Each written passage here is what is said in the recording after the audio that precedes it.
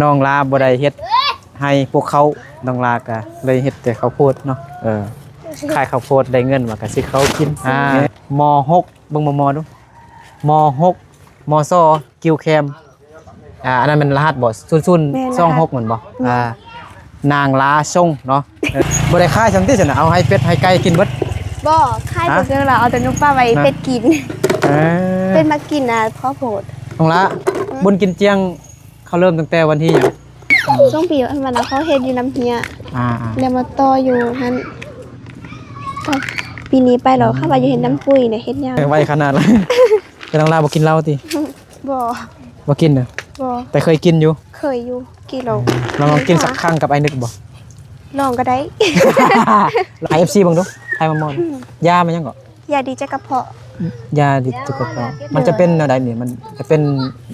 หัวเป็นโดยเป็นหัวโดยนั่นไล่หัวเขาพูกเรามันจะเป็นอะไรมีหัวตรงนี้เป็นอันมีหัวนั้นยาวเรามันแยกออกมีน้อยตามหนา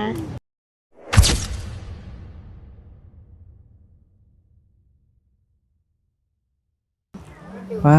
วต่อสบายดีน้องละสบายดีพี่น้องเบิดสุขสุขคนเนาะตอนนี้บ่นึกอยู่บ้านของน้องละเนาะบ้านกิวแคมเมืองเพียงแขวงสัญญบุรีสปปลาวเหนือเนาะ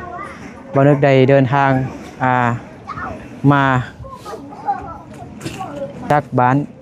ห้วยสะแงมเนาะไปเยือนเบิ่งเฮือนไม้ของน้องไม้พี่น้องเนาะแต่น้องไม้บ่อยู่หรอกน้องไม้ไปเฮ็ดเวียกเฮ็ดงานอยู่ในเมืองแล้วพี่น้องเนาะตอนกลับนี่วันนี้ก็เลยมาแวะลิ้นน้ำน้องลาเนาะเด็บซีกินฮอตน้องลาลายเด้แจ้งนี่บ่เลยพอน้องลาไปใส่ไม่เห็นพอน้องลาเด้สบายดีพอดูเด็กหน่อยอยากกินขนมหรือบ่มานี่เด็กหน่อยนะกินขนมบ่เอาขนมให้เด็กหน่อยก่อนมา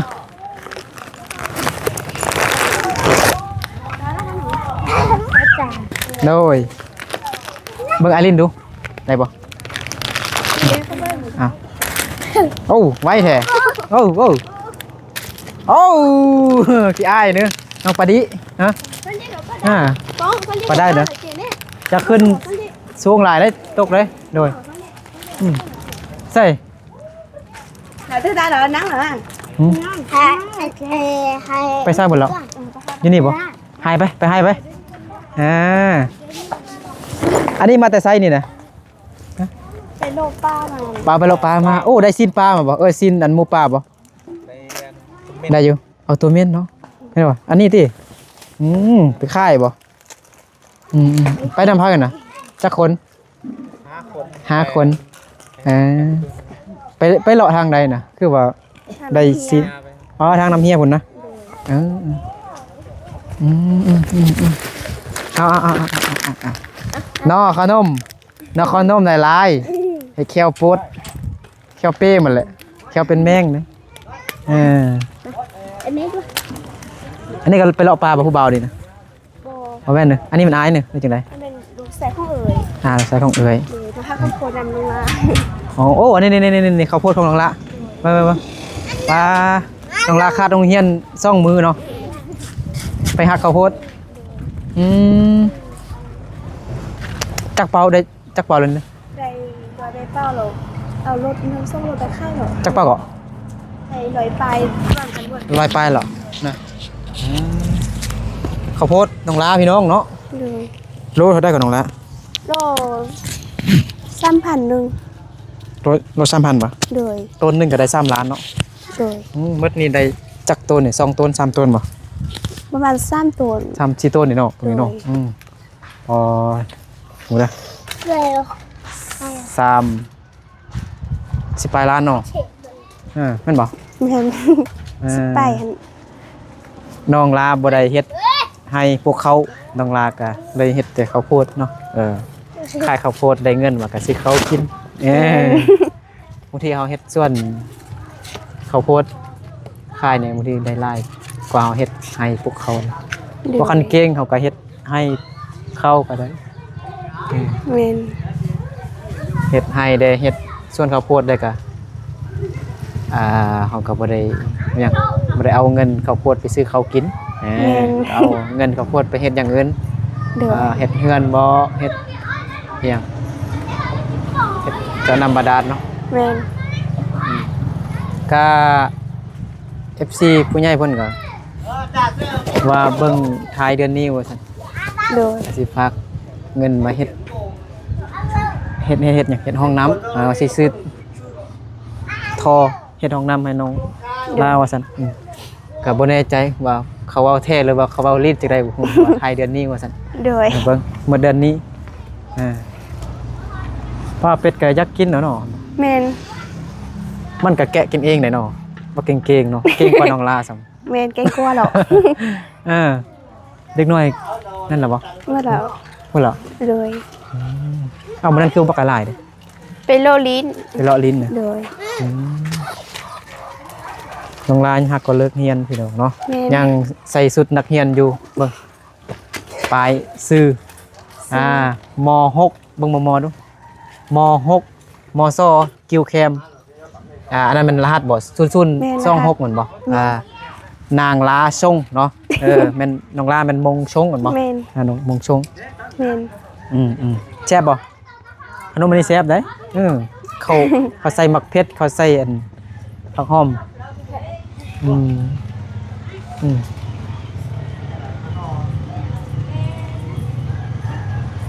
มาเนาะไปเลาะปลาเนาะก็ได้ตัวเม่นปลาตัวเม่น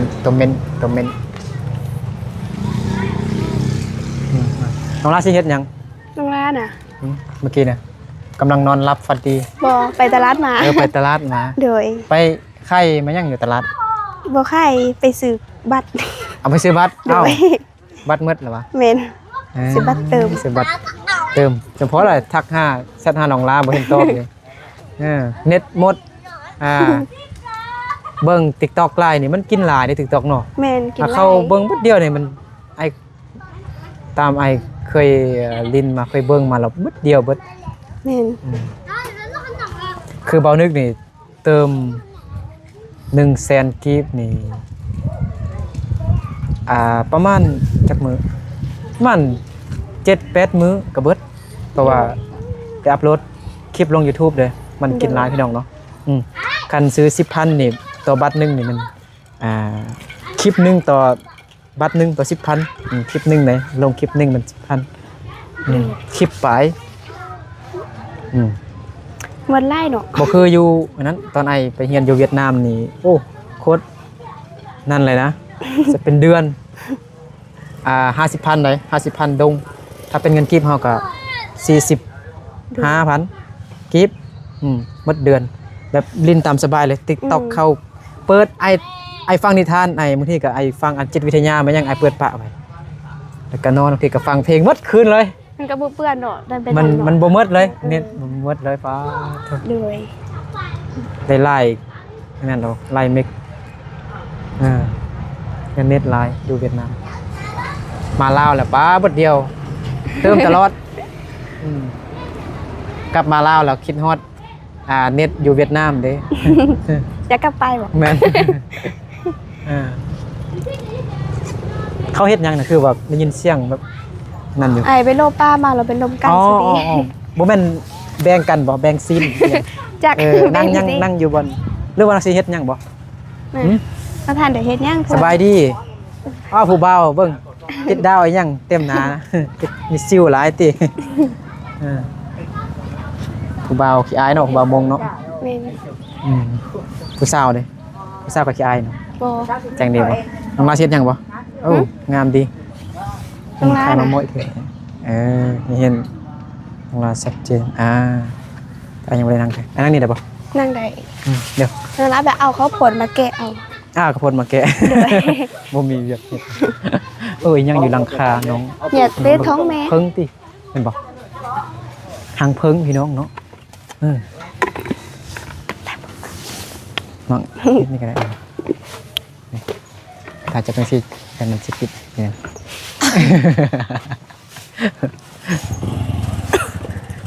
นั่นละเอาข้าวโพดอยู่นี่เอาข้าวโพดอยู่นี่เดี๋ยว เอา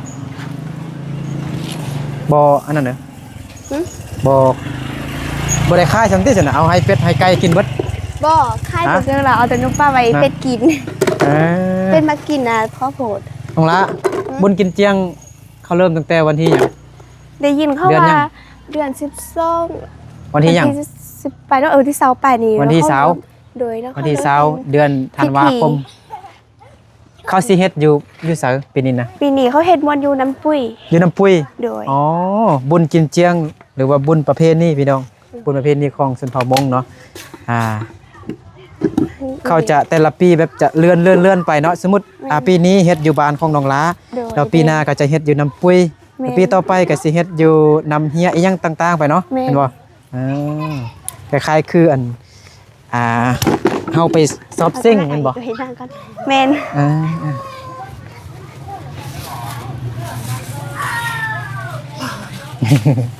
น้องลาเอาอันนี้น้องลาสิแข่งกันแกะข้าวโพดวะ บ่แข่งหรอก บ่แข่งเลยเป็นหยัง ยันไอ้บ่ชนะ บ่ชนะอืมบุญกินเจียงนี่แต่อยู่บ้านเฮาก็ลิ้นอยู่วะเล็กๆน้อยๆน่ะลิ้นเนาะแต่ว่าแบบเขาจัดใหญ่ๆมันอยู่น้ำปุ้ยบ่ปีนี้เห็นบ่อ๋อ อยู่นี่เขาก็จะเลยเขาฮัลโหลได้เฮ็ดเราเขาจะ เฮ็ดได้เฮ็ดมวนไว้มีงานเขาได้นะประมาณเดือนหนึงเท่านั้นเขาจะเฮ็ดมวนให้เฮ็ดพิธีนี่ เดือนนึง โดย แล้ว 12นี่เขาเฮ็ดพิธีเนาะ พิธี โดยให้เบสว่าเฮ็ดพี่อื่นควันเป็นนี่นะ แต่พอเฮ็ดกินเจียงเบสลุงสุดมุ้งหันประมาณก็จะเป็นเดือนหนึงหัน แล้วเขาลิ้นจักมือเขาตั้งแต่อันมือที่เขาลิ้นเท่ๆนะมันก็เดือนนึงนะบอกวันที่1 ก็ เดือน บ่ได้ฮู้ดีก็ว่าเขาจะลิ้นแทนมือเด้อ ปี เพราะบ่ได้ประกาศไว้ ปีกายเด้เขาลิ้นจักมือปกติลิ้นจักมือ ปกติก็3มือ4 3 มือนะ3 มือ 4 มือเนาะ โดย ใครที่อยากมาเที่ยวมาชมมาลิ้นงานบุญประเพณีหรือบุญกินเจียงของสุเทามงเนาะก็ โดย มาลินได้เนาะFC FC ทางส่วนรายกับทางฝั่งไทยพี่น้องเนาะพี่น้องทางฝั่งไทยFC หลายคนกับทางหาบ่นึกว่าปีมามงหรือว่าบุญกินเจียงมงแล้วให้บ่นึกพาไปลินไหนบ่โอ้ FC หลายท่านหลายคน มา ทัก ได้ มาถ้าบ่นึกอยากมาเที่ยวมาลินเบิ่งผู้เฒ่ามงว่าซั่น บางคนก็ว่าบางทีไปลิ้นบุญกินเจียงนี่บางทีสิได้ผู้สาวกลับบ้านนำหุว่าซั่น ได้อยู่เด้อ บ่เศร้าหลายก็ เนาะผู้สาวหลายได้เนาะ แม่น เพราะว่าคนที่ไปเฮ็ดเวียกอยู่ใกล้เขาเจ้าก็กลับบ้านกลับซองหมดต้องได้กลับเนาะ แม่นต้อง ผู้ ได้ สาว กลับ ที่ไปเฮ็ดเวียกอยู่ต่างเมืองต่างแขวงหรือว่าอยู่ต่างประเทศเขาเจ้าก็จะกลับ แม่น มาเฮ็ดอันนั้นเนาะเฮ็ดอันหยังเฮ็ดพิธีอิหยังเฮ็ดควันเฮ็ดหยังเนาะ โดยแม่น ผู้สาวหลายพี่น้องเนาะแล้วโรงเรียนนี่เขาบ่พักติบ่เขาพักให้บ่เขาพักให้บ่ พัก อ๋อ พักแต่ก็เขาก็พักตามเขาเฮ็ดทันซ้ำมื้อเขาก็พักซ้ำมื้อพี่ก้ายนี่เขาเฮ็ดมันพอดีเฮ็ดแล้วแล้วมื้ออื่นแซงเลยนะพอเฮ็ดเรื่องเลยนะแล้วก็ไปมื้อที่3แล้วมื้ออื่นก็แซงไปเขียนนึงเลย อาจารย์เพิ่นก็บ่พาใครได้แดเพิ่นก็พาใครผู้ดีลิ้นแล้วก็มาแซงโรงเรียนเลย โอ้สิทันลิ้นรายหมู่บ้านอยู่บ่เนาะเพราะว่าอายอยากเฮ็ดถ่ายรายการนะแล้วอยากไปหลายๆบ้านย่านแต่บ่ทันเนี่ยย่านแต่บ่ แม่พอตอนเขาเฮ็ดพิธีเขาจะเริ่มเฮ็ดดอกเขาจะตำเขามานะไอ้เฮ็ดบ่เขาบักป่านะนั่นนั้นแหละแล้วฮอดเวลาเราลงรัฐสิบ่ไอ้มาไทยเอา แล้วก็ ก็จำน้ำอ้อยกินหั่นน่ะ เอาเข้าป้าๆว่ะ แม่นเขาป้าๆเหรอ เขาป้ามาจำน้ำอ้อย แม่นจี้ให้มันเป็นกินให้เรามาจำน้ำอ้อยให้ เลย ลา แต่ ดูหน้าแดด แม่น้ำหนาวเด้เนาะพิงไฟเนาะ แม่น ก็ ปิ้งกันนั้นกินแล้วชิวๆไปเลย โดยบ่นึกก็บ่เคยปีกายเนี่ยมันบ่นึกยังไปเรียนอยู่เวียดนามพี่น้องเนาะก็เลยแบบก็มีแต่ไปลิ้นนำหมู่เพื่อนนักศึกษาอยู่เวียดนามเนาะแต่ยังบ่เคยไปเลาะไปเที่ยวไปชมไปลิ้นอยู่อันหมู่บ้านอยู่ในลาวค่ะนะยังบ่เคยเชื่อน่าจะปีนี้แหละที่จะเห็นฮิตของประเพณีบุญประเพณีของชนเผ่ามงเนาะอยู่ในชนบทลาวพี่น้องไอ้ก็มีแต่ฟอยอยู่เนาะไอ้กับเฮ็ดเวียกนำน้องเอาน้องไล่ก็ได้ไม่ปีนี้ลงมาโลเบิ่งเนาะโดยผู้สาวคือสิหลาย แต่ เฮ็ดเขาเฮ็ดแบบใหญ่ๆมันอยู่พุ่นเนาะพิธีใหญ่ๆอยู่อันน้ำปุ้ยมันบ่แม่นพี่ไก่นี่เขาเฮ็ดอยู่แล้วก็ไก่ไม่เส้นคำไปมันบัดเนี้ยหวยเส้นคำนะหวยสำอ้อติบ่แม่นน่ะน้ารวมแม่นบ่บ่แม่นน่ะบ้านน้ำส้มไก่น้ำรวมไปดอกบ้านน้ำส้มติบ้านน้ำส้มแหละบ้านน้ำส้มพี่ไก่น่ะเขาเฮ็ดน้ำส้มแล้วส้มปีมันน่ะเขาเฮ็ดอยู่น้ำเฮียแล้วมาต่ออยู่หั่นปีนี้ไปแล้วเข้าไปอยู่เห็นน้ำปุ้ยเนี่ยเฮ็ดยังเขาจะได้คู่กันกับนั่นแหละเนาะยามบุญเนี่ยได้ยามบุญเนี่ยได้ผัวได้เมียน้องลาจะเฝ้าเถอะเด้อกำลังท้าผู้เบามาหาน้องลารอท้าผู้เบามาหาว่าบอกไอ้นึกว่าบ่อยากให้น้องเฝ้ามีแฟนนะให้เป็นนางเอกไปดนๆก่อนนะโดยบ่มีเถื่อแต่น้องลาเว้าเมื่อกี้ว่ารอท้าผู้เบาอยู่ว่ารอท้าผู้เบาไทยแม่นสบายดีนายชงไม่เท่าเนาะอ้าวบางคนกินนักไก่ไว้เบิดแล้วเนาะขนมเนาะแล้วพวกนี้ยอมกินเลยเนาะมันแซ่บเด้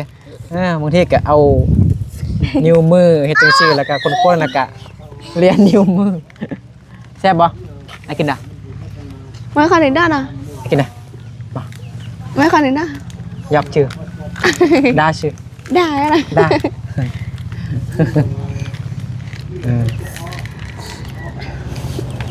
มาไผนี่มาขนมละมาขนมละบักข้าวน่ะบักดอนน่ะซื้อยังบักข้าวน่ะเดยข้าวเลยอีข้าวตะปูน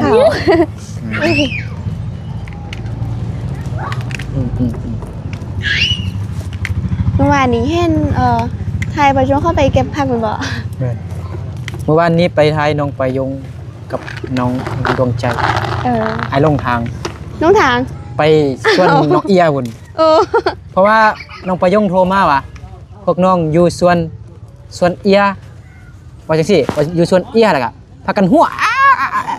อยู่แล้วก็เลยไปไอ้กับอันน้องชายก็ไปส่วนน้องเอียคือว่ามิดจิลี่แท้คือบ่ได้ยินเสียงน้องดวงใจกับน้องหยังก็น้องประยงบ่เอิ้นกับบ่ตอบเอ้าใส่ลองโทรเบิ่งพอดีมันบ่มีสัญญาณเด้ประกันย่างกลับแล้วก็ลองโทรเบิ่งมาอยู่นี้อยู่อันดินของอันแม่ย่าของน้องไปจั่วแม่นบ่แม่น้องไปยงข้อดินน้อยนึงปลูกผักกาดเนาะหอมเราโทรหาน้องไปยงแล้ววันนี้ถามอยู่ซ้ายอยู่ทางนี้แล้วไอ้ก็บอกอันน้องไปยงว่าไอ้มาส่วนน้องเอียนี่แล้วสองคนพากันหัวสะใจแอกอยู่น้องไปยงกับน้องใจลงทางพอดีแม่นไอ้ลงทางไปพุ่นจึงเห็นกำลังเสียหญ้าอยู่กำลังเสียหญ้าอันผักหอมส่วนผักกาดไก่เฮาบนของลาต้องเตรียมไก่ไว้ไล่เนาะมันกินเจียงแม่น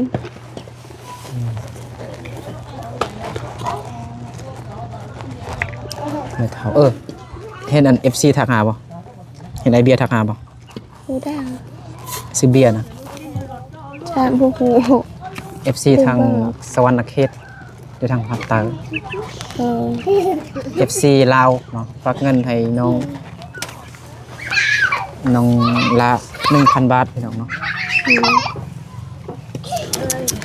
เอามันกัดได้หน่อย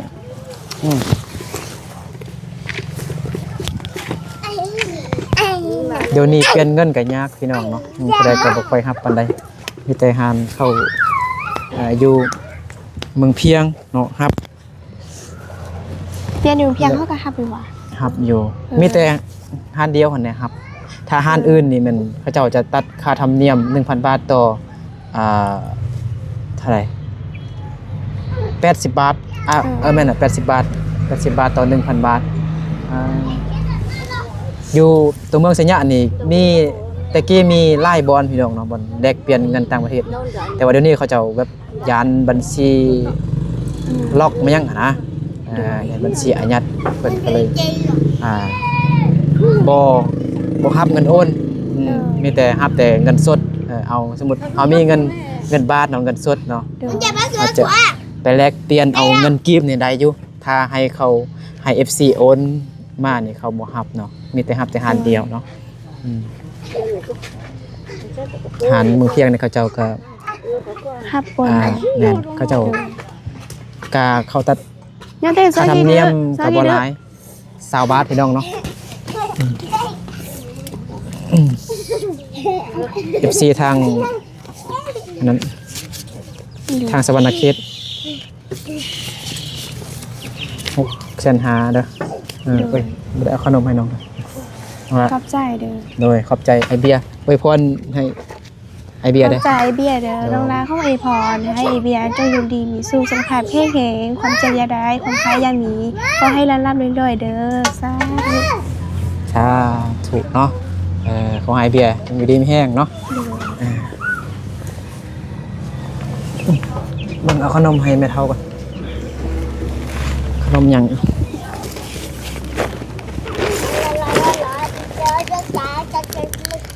จะเป็นขนมอีกแล้ววะ น้องละ ขอบใจเด้อ เอาให้แม่เฒ่าเด้อ ป่ะขนมอ้าวไปไฮไลท์เถอะ โดยไอ้ก็ได้นั่นโอ้ขี้อาย ไม่คิดอ้ายหรอ ฮึบโอ้ไว้เถอะ ว่าเจ้าอ่ะ บอกว่าเจ้าสัมบอกขอบใจสัม ว่าเจ้าแม่ดาวว่าเจ้าดาว ป๊าปูนั่นเดี๋ยวเอามึงกลับมาเอา ขี้อาย ดูสิมันจะก็อายอ่ะ เอาให้อายเหมือนเด้อหูอยู่บ่อันนี้บ่หมดเถื่อนกินอยู่โอ้ยยอมกินมันนี่บ่ฮู้ว่าสิทันไปดินน้องประยงเลยจังไดเนาะ นั่นล่ะเขาต้องเป็นเมียงกันอุ้ย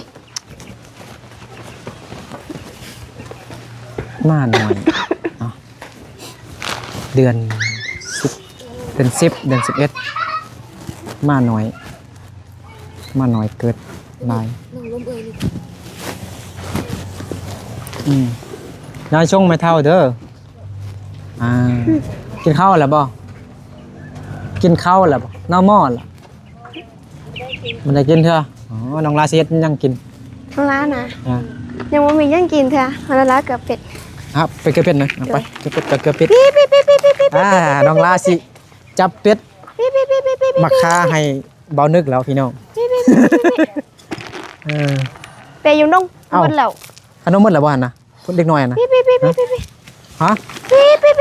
บ่เรากินแล้วบ่ฮะเรากินแล้วมันต้องส่งซ้ำ เป็ดอยู่น้องหมดแล้ว ตายังตา ปี๊นี่ไปอยู่น้องหมดแล้วนี่ไปเกลือจังเลย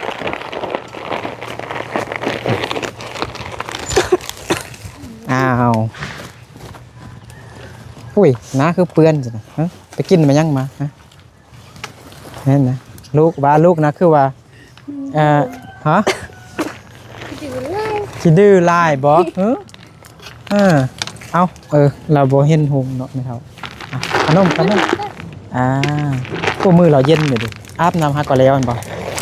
อ้าวโดยสองถุงโดยแม่เฒ่าเพิ่นเราเบิ่งบ่เห็นหงพี่น้องนะเบิ่งน้องลาเกลือเป็ดเกลือไก่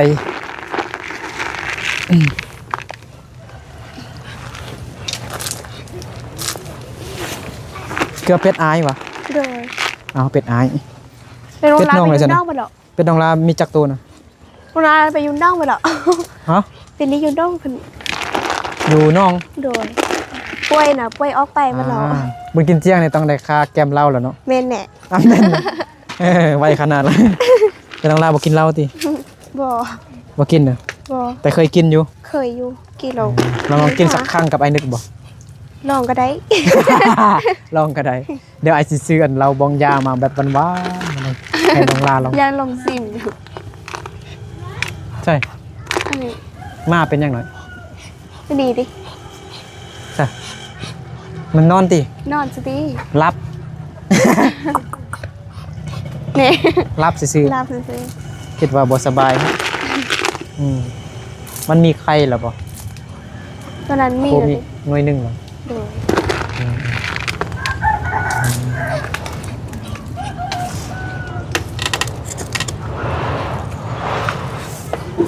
คนนั้นใดขนมเหรอ ยังบ่ได้เท่านี้ ไปเบิ่งดิ แม่น เซ่อๆอยู่ มาเอาขนมนอกขนมบอกดูน้องลาบอกดูเอิ้นดู เอาขนมอันเจ้า อ้าวไฮลมล้อชื่อไฮลมมองเงื้อโอ้เจ้า ขอบใจ อันนี้มันเฮือนไปเผาเฮือนอายเนาะ แม่น เฮือนอายอืมเอ้ามื้อนั้นไอมาแล้วคือว่ามะเขือยังอยู่ดิ หมดไปแล้ว มื้อนี้หมดแล้วเด้เป็ดกินบ่ลือว่าคน น้องลาก็บ่ได้เอาดิ ว่าน้องลาเอาไปตำเจียวกินน่ะ จากบ่บ่ได้เอาเล็กน้อยมันเก็บไว้ลิ้นบ่แล้วติ อันนี้ติมาอันเป็ดน้องลานะ โดยป่วยอีโล ฮะ ป่วยให้มันโลก็กิน มันเลาะ โดย ห้องน้ำน้องลาสู้ชีวิตแห้งพี่น้องเนาะ หาเบิ่งท้ายเดือนนี้เนาะผู้ใหญ่เพิ่นก็ โดย สิฝากเงินเฮ็ดสิซื้อท่อให้น้องลาว่าซั่น โดย โอ้มันกินอันนั้นเด้มัน กิน ยวก กล้วย กล้วยหรือยวก กล้วย เอาอยู่ป่าบ่ น้องลา เป็น อยู่ กล้วยติ กล้วย ต้นกล้วยบ่แม่นไม้ยวกเนาะ โดย ไม้ยวกมันก็คือต้นกล้วยหั่นน่ะแต่ว่า แม่น มันต่างกันเลยปีปลา โดย เอามากัดกันแล้ว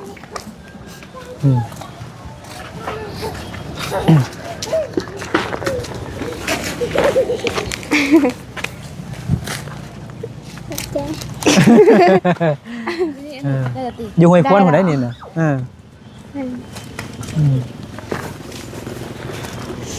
กินอีกบ่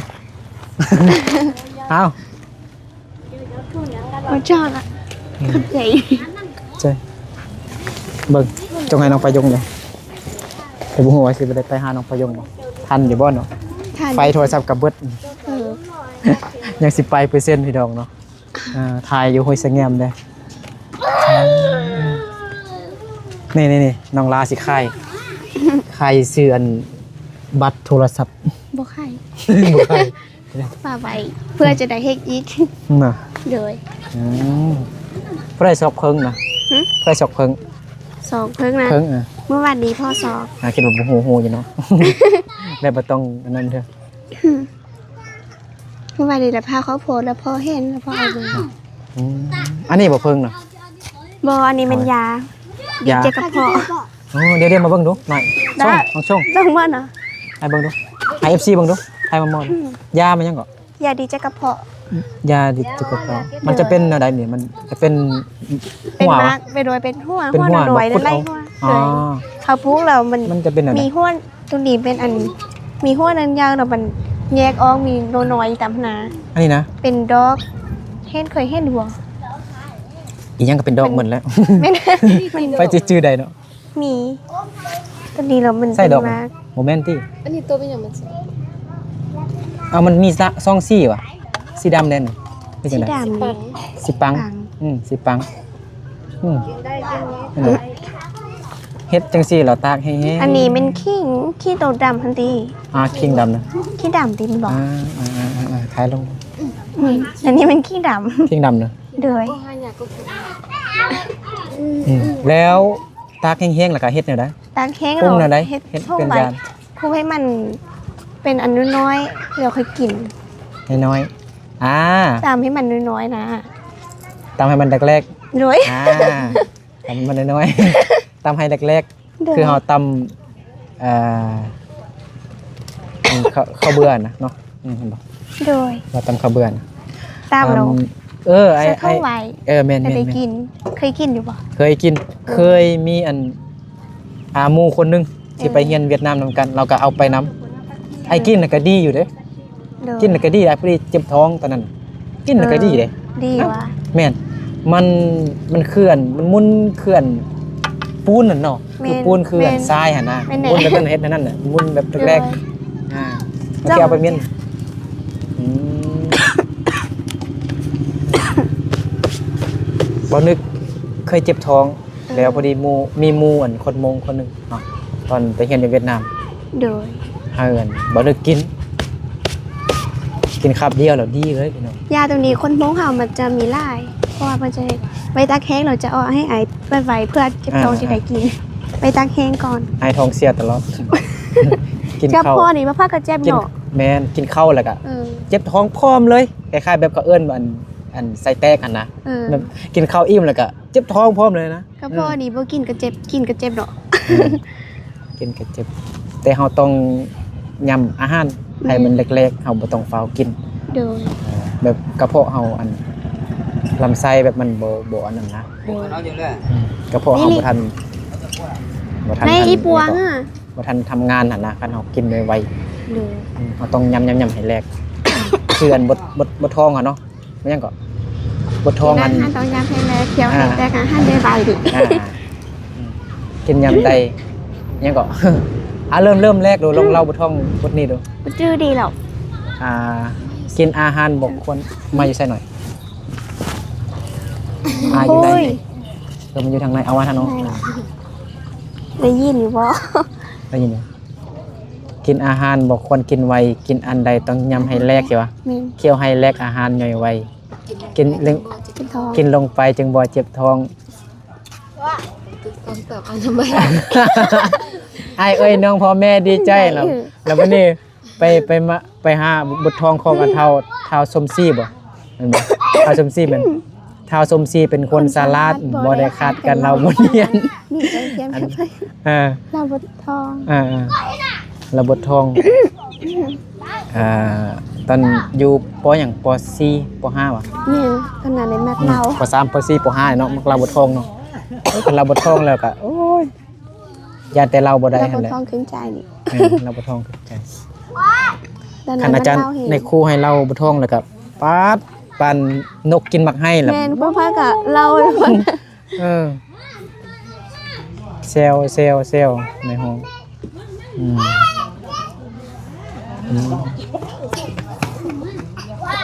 ม่วนเนาะร้าน แม่น น้องช่อง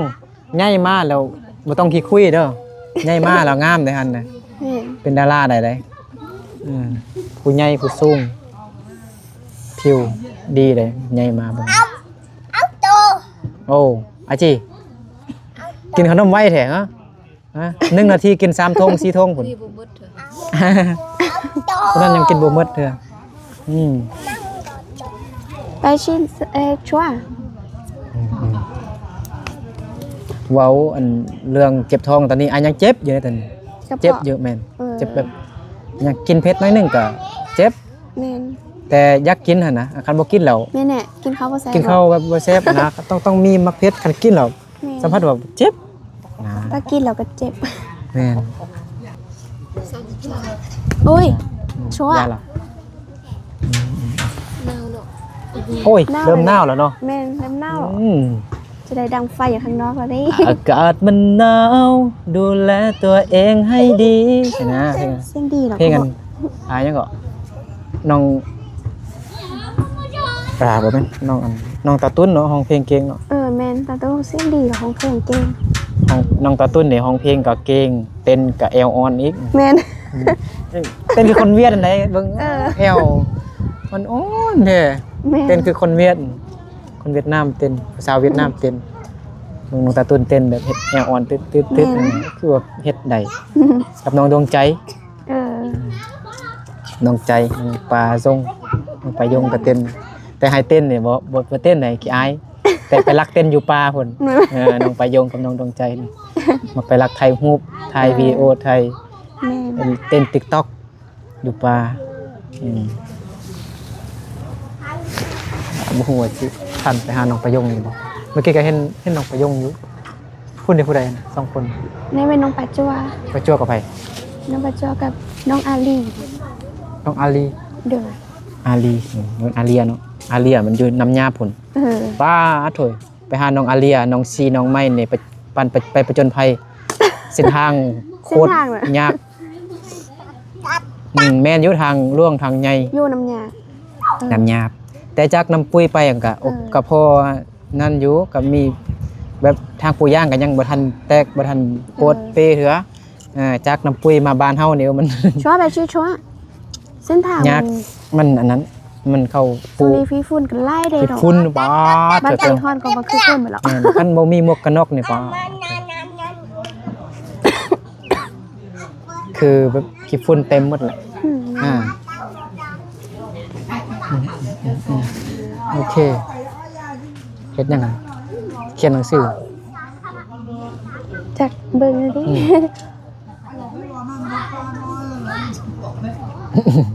ขี่รถหนึ่งฮะไปน้ำอ้ายบ่